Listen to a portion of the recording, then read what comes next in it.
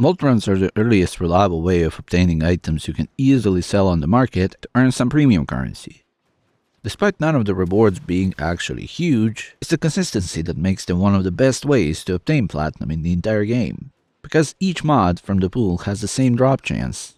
It comes down to about 1 out of 3 chance to get a mod that you can instantly sell for 10 to 15 platinum.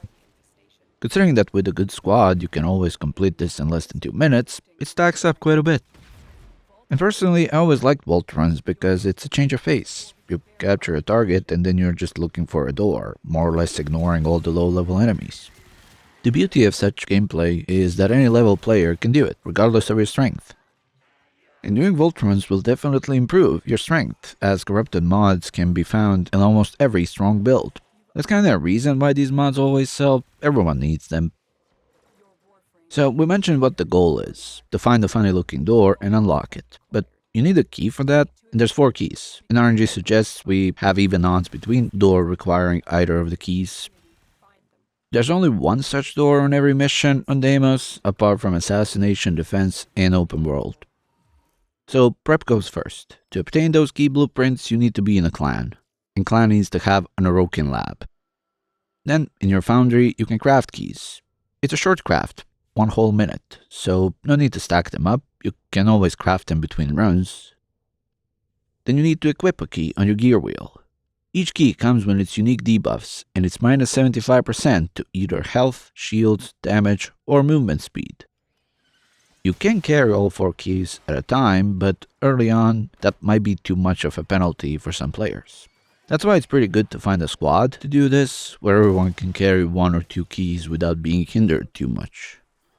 There are also certain warframes that don't care for those penalties, like Inaros does not have shields, so he can't have any less. Rhino also has 0 care for health and shield penalties because of Iron Skin. He can also compensate for damage debuff, because his roar is a damage buff. You will definitely find a warframe that you like doing this with.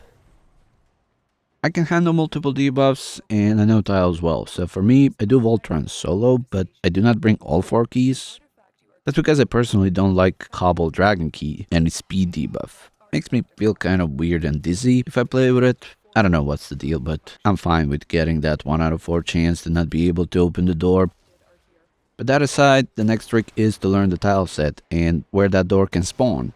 Basically any irregular sized door to the next tile piece can be a vault door. Early on, I used the right hand rule or left hand rule to always go for the next door in line and make sure that I search through the entire tile without missing something. This will take a bit to learn. Don't be afraid to take your time and search everything, because vault door can indeed be in spawn or in extraction, or anywhere in between. Once you open the door, there is a shrine, and once you click the action button on it, you will pick up an artifact. That action will apply another debuff to the person who picks it up, basically another random dragon key effect for the rest of the mission. But once you extract, that resets and everybody gets the same mod, and you repeat. General tip for playing in squads is to be smart and try to spread out as much as possible to make it faster to find that vault. Also, when you find a door and it's not your key that unlocks it, all that's needed is to put the waypoint on it and type in the chat what key is needed, so not everybody has to get there. And that's kinda it. Like I said, extract and repeat. But how do you know which mod is good and how much they are worth? There's a third-party website Tenno are using for trading, warframe.market. This is not a blog or sponsorship, it's just a good site that lets you buy and sell stuff, but what's great about it is that they keep track of stats for each item, so you can always know without a doubt just how much is something worth, and even how many of them sell every day. And it's the frequency of trades that points to more important items. In case of our vault runs and corrupted mods, any mods that have any modifiers to abilities will sell well. Transient Fortitude, for example, is being sold 80 to 140 times a day just via this site. Which is a lot. Take Corrupt Charge as a second example. It's a strong mod, but it sells about half as much, so it's easy to see why its price is lower. If we take something like Tainted Magazine, we can see it barely sells, so that's how you 100% determine what's a good drop and how much exactly you can earn from it. You You can always undercut for an easy fast sale, but if you use those stats in a smart way, you can get the best value out of it.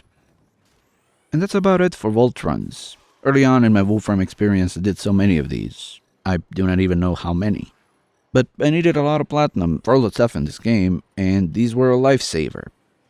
Later on you unlock more ways to obtain platinum, and then it's more interesting as you can have more stuff to sell and just make use of good opportunities, like corrupted mods spike up with new player influx, which is always after big updates. But these are always worth it.